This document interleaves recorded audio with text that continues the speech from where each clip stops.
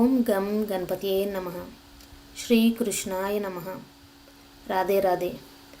ఈరోజు వీడియోలో మనము భగవద్గీతలోని మొదటి అధ్యాయము అర్జున విషాద యోగము నుంచి 36 మరియు 37వ శ్లోకము చూద్దాము.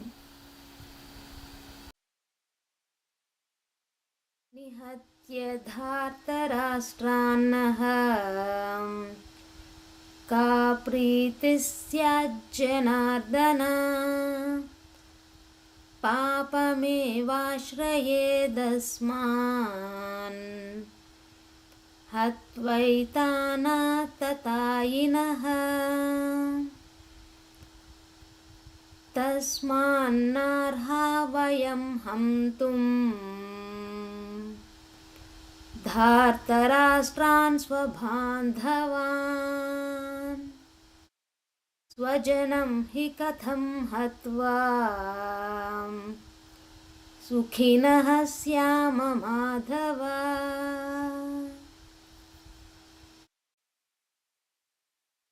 ఇప్పుడు ఈ శ్లోకాల యొక్క అర్థాన్ని చూద్దాము.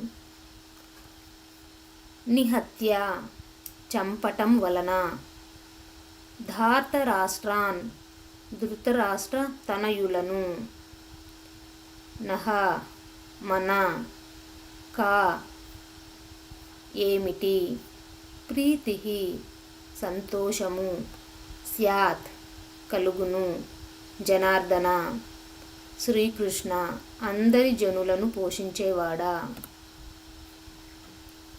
పాపం పాపము, ఏవా తప్పక, ఆశ్రయేత్ ప్రాప్తిస్తుంది, అస్మాన్ మనకు, హత్వా చంపుట వలన, ఏతాన్ వీరందరూ, ఆతతాయినః దూకుడు గల దుష్టులను, తస్మాత్ కాబట్టి, నా ఎప్పుడూ లేదు, అర్హః అర్హత, వయం మనము, హంతుం చంపటానికి, ధార్తరాష్ట్రాన్ ధృతరాష్ట్రుని పుత్రులను, స్వబాంధవాన్ స్వజనులతో కూడి, స్వజనం బంధువులు, హి తప్పకుండా, కథం ఎట్లు, హత్వా చంపటం వలన, సుఖినః సుఖంగా, శ్యామ కాగలము, మాధవ శ్రీకృష్ణ యోగమాయ శక్తి యొక్క భర్త. ఇప్పుడు ఈ శ్లోకాల యొక్క పూర్తి అర్థాన్ని చూద్దాము. ఓ జనార్దన, సర్వభూతముల సంరక్షకుడు పోషకుడు అయినవాడా, ధృతరాష్ట్ర తనయులను చంపి మనము ఎలా సంతోషముగా ఉండగలము? వారు దుర్మార్గపు దురాక్రమణదారులైన వారిని సంహరిస్తే మనకు పాపం తప్పకుండా చుట్టుకుంటుంది.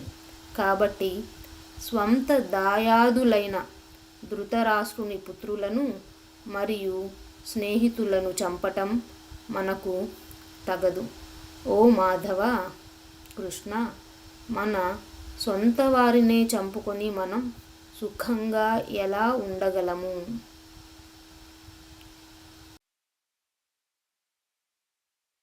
ఇప్పుడు ఈ శ్లోకాల యొక్క పూర్తి సారాంశాన్ని చూద్దాము.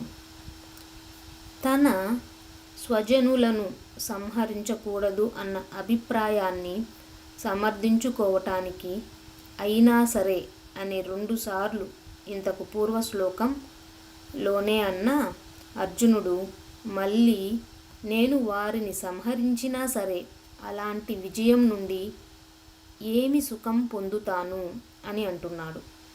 పోట్లాడటం, చంపటం చాలా మటుకు సందర్భాలలో పాపిష్టి పనే.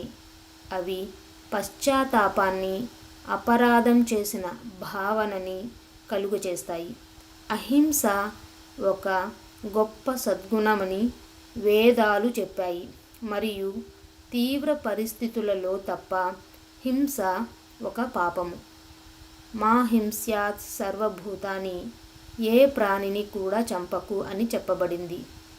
ఇక్కడ అర్జునుడు తన బంధువులను చంపటానికి ఇష్టపడటం లేదు.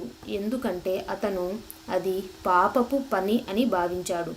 కానీ 6 విధములైన దుర్మార్గుల నుండి ఆత్మ సంరక్షణ అధికారం మనకు ఉంది అని వశిష్ఠ స్మృతి 3వ అధ్యాయం 19వ శ్లోకంలో చెబుతోంది.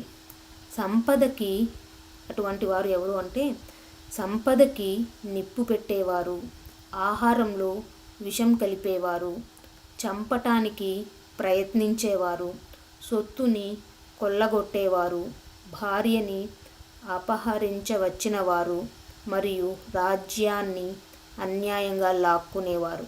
ఇలాంటి వారిని ఆత్మరక్షణ కోసం చంపటం పాపము కాదు అని మనుస్మృతి పేర్కొన్నది.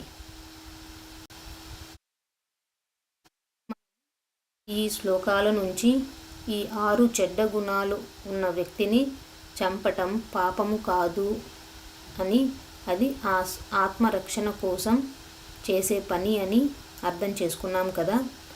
సో వచ్చే శ్లోకాలలో కృష్ణుడు అర్జునుడిని ఎలా ఒప్పించి ఏ మాటలు చెప్పి యుద్ధంలో పాల్గొనేలా చేస్తారో చూద్దాము.